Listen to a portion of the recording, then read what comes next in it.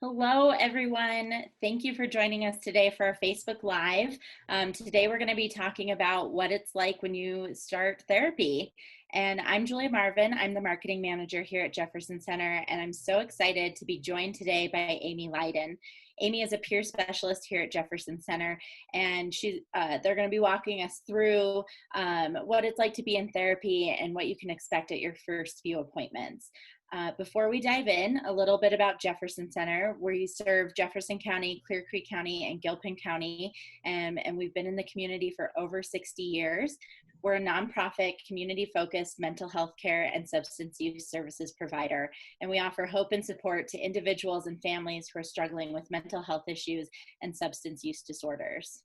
So, like I said, today we're going to be talking about what it's like to start therapy. So if you've just started seeing a therapist, you might have some questions like how long you'll be in therapy or what you can do to reach your goals, or even just what those first few appointments are going to look like. And Amy is here to walk us through all of this. So welcome, Amy. Thank you for being here. And to start, could you tell us a little bit about what a peer specialist does and how peer specialists support clients? Sure. So a peer specialist is someone who has lived experience with a mental health diagnosis and treatment. So I've personally been in therapy for about 20 years since I was a teenager. And I've been in therapy off and on. And I've had several different therapists, so I've had to start the therapy process several times. But it's been a big part of my own recovery. And then as a peer specialist, I use my own recovery journey, the things that I've learned along the way to help support others. So I have this belief that therapy is what happens in a therapist's office and recovery is what you're able to do with it when you leave. So a lot of what I do with my clients as a peer specialist is meeting out in the community and being able to really apply some of those therapy skills in real time to apply them to recovery. That is a really great point of, that you're learning the skills, when you're in the office with the therapist, but a big part of it is how are you going to apply those skills once you're out in your day-to-day life? So that's great. So just first question that someone asked, how does someone know if they need therapy? Um, for me, therapy has really been about self-discovery. So I think anyone who has something they want to change about themselves, the way they live, or improve their life in some way should give therapy a shot. There's, I think, a misconception that therapists are there to fix a problem, but that's really not the case. Their role is to help you solve your own problems. And that's why I think I've been in therapy for a long time, because there's always room for improvement. So my therapy has gone beyond just solving a problem or treating a diagnosis to really maintaining and constantly improving my life. So I think everybody should try therapy because most of us have something about us that we're not happy with. Mm-hmm. And to that point too, so I think another misconception too is that like you only need to go to therapy if you're therapy is only for if you are like really depressed or like if you have like big issues.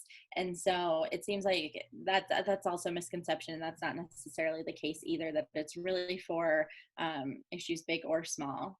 Mhm. Any area of improvement. Mm-hmm. And Mm-hmm. sometimes it's identifying what that improvement needs to be. Mm. You Oh. could go saying, I just am not happy. I don't feel like I have a purpose in my life. And a therapist can help you sort of figure out what that purpose is for yourself. It's not that they tell you, well, do this, this, this, and this, and you'll be happy. It's really about digging into who you are and what you want and what your goals are and discovering that and then working towards it. That's a really great point too, that even that you can go in and then it helps you discover kind of what you want to work on, or like what you're looking for, that you don't necessarily have to know before you go in, that's part of the process, is potentially figuring out what that is. So how long does it take for therapy to start working, or like when you start to see a difference? Um, I think that's a very individual process and depends on the individual situation. Um, Something to remember is that you meet with a therapist in a typical situation about an hour every 2 weeks or so. And really, what makes the impact on how therapy works is what you do with the other 335 hours in that 2 weeks. Mhm. How do you take that and continue to apply it to your life? Um, so I think, you mentioned how people know that they need therapy. It's less about needing therapy or be what, qualifies as the need for therapy, but more about, do you want therapy? Do you want to make those changes? And are you willing to put in some of the work? Because a lot of the work of therapy is personal, not necessarily just showing up. Mm-hmm. That's a great point too. So it seems like a lot of the, like you were saying, like therapists are there to sort of help you and Mhm. guide you, but that it's really, for therapy to be successful, it's really on Mhm. you to take those things and to use it throughout the rest of the time. And as far as how long that takes, it's really an ongoing process. Mm-hmm. If the primary goal is to make small changes, then that can happen pretty quickly. Um, I mentioned I've been in therapy for a long time, but those goals have changed and shifted so many times that it's a continual process. And things that were my goals in therapy 10 years ago are now things that are just a part of who I am. And I'm not working on those same things. I'm working on new things. Mm-hmm. So talking a little bit about that, so you have you found therapy to be, successful for you? It sounds like you have, if you've had, goals and that you've reached them. So, can you talk a little bit about like success in therapy and what that's looked like for you? And My it's a very individual thing, I'm sure. Yeah, it's very individual, but from my own personal experience, at first therapy was not successful for me. Um, and there have been periods of time where therapy wasn't successful. Some of it was that maybe I was looking at the wrong goals. Hmm. Some of it was that I wasn't necessarily bought in, or maybe I was in a place of hopelessness where I wasn't leaving and applying those things. Hmm. Um, so sometimes it took more than therapy. Um, Other pieces of my treatment have included peer support, medication support, wellness groups, and other things that help to boost my therapy. But therapy has been a foundation, and I have found that when I hit those rough patches, it's always therapy that I go back to kind of regroup. Okay, that goal wasn't really working for me.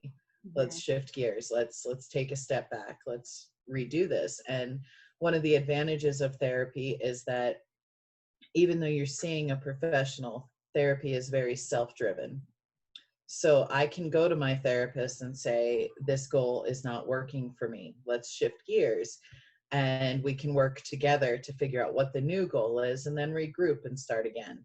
Um, and that's just part of the process. That's a great point, and it goes back to that individualized care again. Of that, it's when you start therapy, it's not a, this is exactly what's going to happen. This is an exact timeline. Like it's very, straightforward and laid out and set in stone. That it is very, flexible and led by what your needs are at the time, and that can keep changing, and ebbs and flows as you need it to. And so therapy is what you need it to be, as opposed to like a hard and fast, this is what you're going to do, this is what And it's going to look sometimes that's something you have to learn like. to advocate for yourself. Hmm. I think we're so used to like this medical model where you go to a doctor, the doctor tells you what to do, you get a diagnosis, and then you do it and you're cured. Mm-hmm. Therapy isn't really like that. Um, Therapists are not doctors. Hmm. It's a very different approach, and it is self-guided. So in that, your therapist, even the best therapist who's an expert in their field, cannot read your mind. Hmm. So being able to sort of let that go, that this person is the expert, and I need to be told what to do can be kind of difficult. Mhm. Um, so something I work a lot with my clients, and I had to learn myself, is to advocate for yourself, to be able to go into that therapist and say, you know what, we need to scrap this plan and start fresh because it's not working for me, and know that that's okay. And the other side of that is also knowing that you're not going to hurt your therapist's feelings by doing that.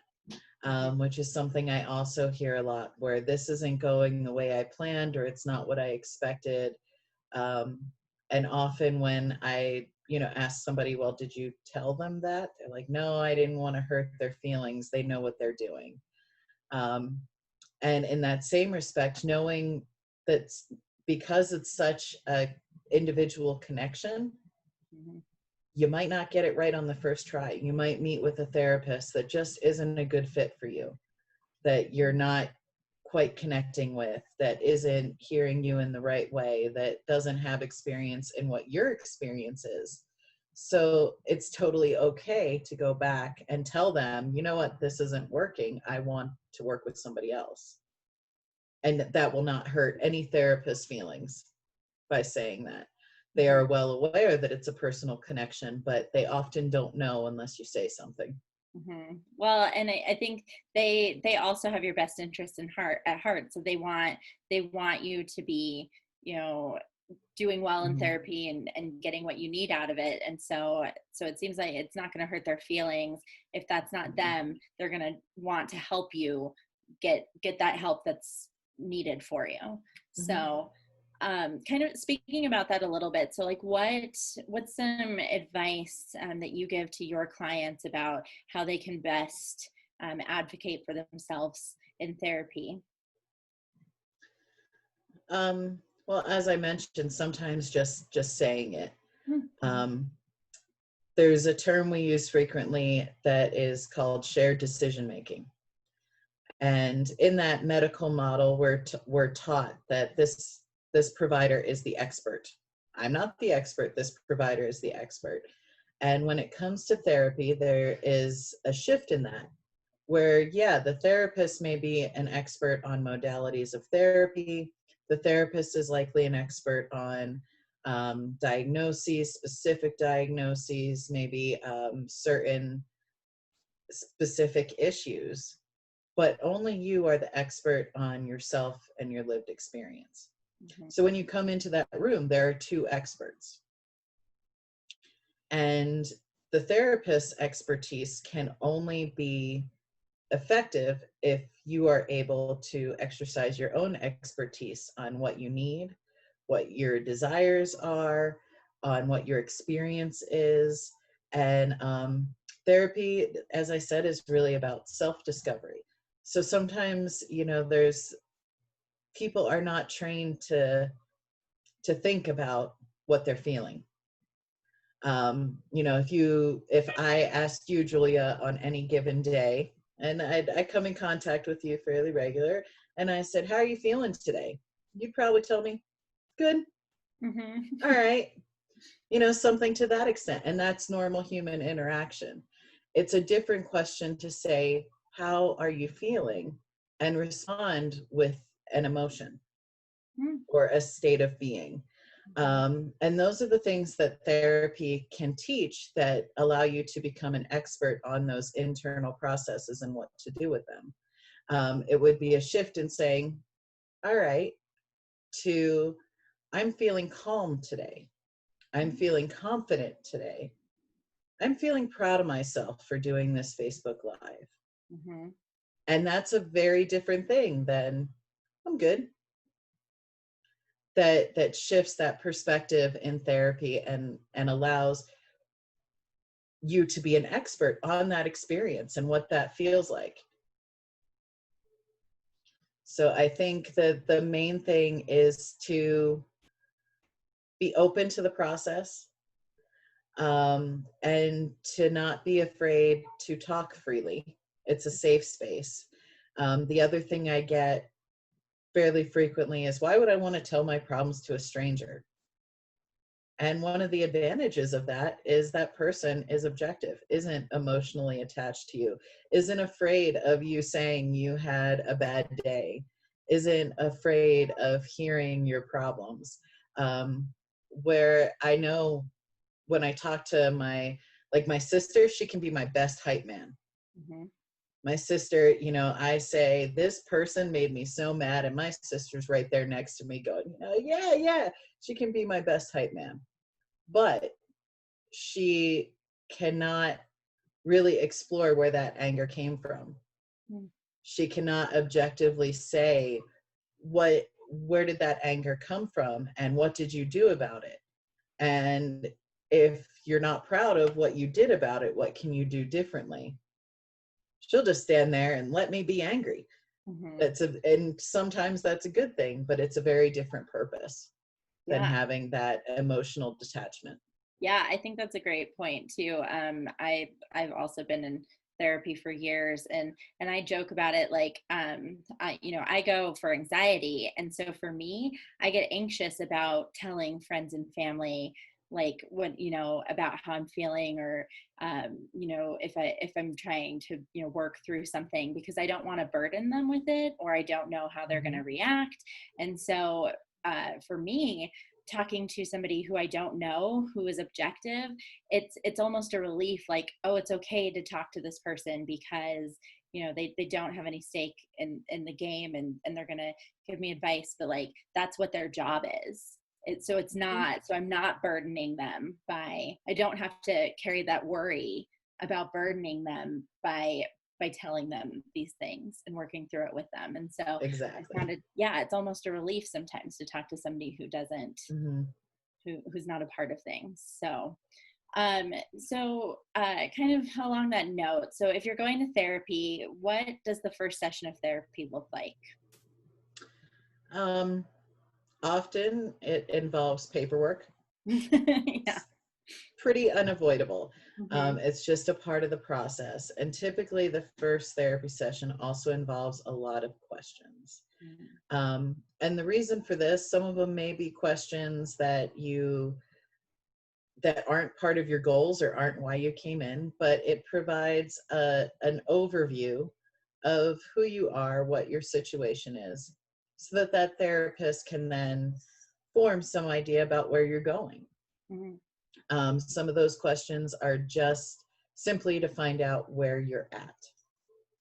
Um, so I encourage you to answer them honestly, um, even if they're not part of the overall goals. I joke, my grandmother, she was 90 years old when this happened, and she was pretty depressed, age related, and a therapist called her for an over the phone intake. And the therapist asked her if she used any substances. And my grandmother hung up on her and said, "What kind of street floozy does she think I am?" Oh. And I tried to explain to my grandmother that, it was just a question. All you had to do was say no. And eventually calmed her down, but she figured that's not what I'm going to this person for. Mm-hmm. And I joke about that now, but having been in therapy, I know that those questions they're kind of standard. They Mm-hmm. ask everybody, and it kind of provides just an overview of Mm-hmm. who you are. If you don't use substances, say no.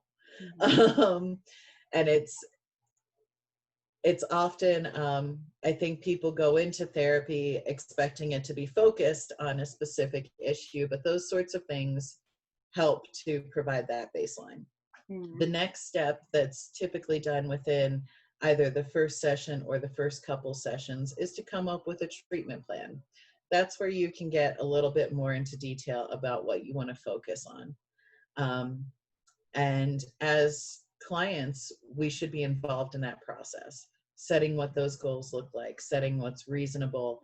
And that's when you can take sort of those questions that were irrelevant and put them aside. They're now in the background. They're just baseline information. And then move towards what therapy is going to look like in the future. And then once you get beyond those first two steps, the assessment and the treatment planning, then you get to do more of the work in getting there. Hmm. It sounds like those first couple appointments too. It's also about that mindset you said about like you're an expert on yourself. So if you're coming up with what a treatment plan or treatment roadmap looks like, that's really where you need to step into that to be that expert and advocate for yourself, because like what how you think and how you feel, and like what's reasonable for you, what's not. And so it would probably, do you think it's pretty important then to be really advocating for yourself? Absolutely. Hmm. Absolutely. And I learned I also deal with anxiety. And when I first started in therapy, there was an element of, what do I say? What don't I say? Um, an element of fear that came along with this disclosure. Hmm. Just natural fear. What are they going to think of me? Those things running through my head. And I some an advice that I would give in starting therapy is your therapist isn't judging you. Hmm. Um, those questions are simply a baseline. It's not about judging. It's not about it's just about figuring out where you are and moving from there. And if I'm not honest to those questions, then I can't honestly expect a change Hmm. because we don't have the appropriate starting point. Yeah, I think. So those things, that the treatment planning, and even in that process, I think there's an area there for the misconception that, okay, well, the therapist knows what they're doing and they can tell me what my goals should be. Mm. And that's not true. And if you allow that to happen, then they're not self-directed goals. And if you don't really believe that something is right for you, odds are you're not going to work on it. Hmm. And like I said, the work and the meeting those goals doesn't happen in the therapy session. It happens in all those other hours. So if there's a goal that your therapist suggests that you're not going to work on in those other hours, then let the therapist know right then. It'll make the whole relationship and process that much easier. Hmm. Yeah, that's true. Because yeah, if you're gonna make goals, but you're not gonna work towards them, then it's not gonna be successkail. And So. once again, you're not going to hurt your therapist's feelings by saying, that's not what I want to work on. Hmm. Hmm. I think kind of talking about like in an appointment, and you mentioned like some of the anxiety. I think one of the things that I've also been anxious about is like when I feel like I don't know what I'm going to talk about in therapy, or I don't have anything specific to bring to the appointment, and that gets me really anxious too. If I'm like, well, I don't know what I'm going to talk about, or like what I'm going to say. So could you talk a little bit about that? Do you need to know like what you're going to talk about, or like how, like, what can you go into therapy and just sort of see where it goes? I think both are true. Hmm. If you have something you want to talk about, then you should plan for that and advocate when you get there to be heard. Hmm. Um, Other times, it's totally okay to go in and not have a plan. Hmm. I had a therapy session not too long ago, um, where I didn't really think ahead of time what I wanted to talk about, but there was a lot going on in my world, and I had some pretty stressful things going on that were bugging me, and I figured, I'll start there. And I went into therapy, and my therapist asked what was going on, and then I told her all this stuff that was going on in my life, and it seemed big and huge, and it was to me. And then she started asking me, well, what were you thinking about on the drive in? Hmm. And this was through like other conversation, but it came to, what was I thinking about on the drive in? And the reality was, I had just left work, and on the 20-minute drive to therapy, I was blasting Billy Joel, and I was singing, and I was thinking about some little town in New Jersey that that song reminded me of. And I told my therapist that. And the response was that, so these things haven't completely taken over your life. Hmm. It's like, well, I guess you're right. And I started to really think about the ways that I was shutting those stressors off, and the ways I was taking little breaks, like 20 minutes in the car for myself, and how I was managing that. And my awareness shifted. Um, where even like the plan that I had for going in was vague, and I didn't really have an intent for something I wanted to work on, but it was so productive to be able to do that and take those problems and make them a bit more manageable by the end of the session. Mm-hmm. Yeah, that's really great. So I think we're coming up on time. So one last question for you. What is one thing that you would want people to know about going to therapy? Or a couple of things. You can have a couple of things too. I guess the main thing is go into it with an open mind. Mhm. And I can say all these things, but we have a lot of misperceptions about what therapy is like.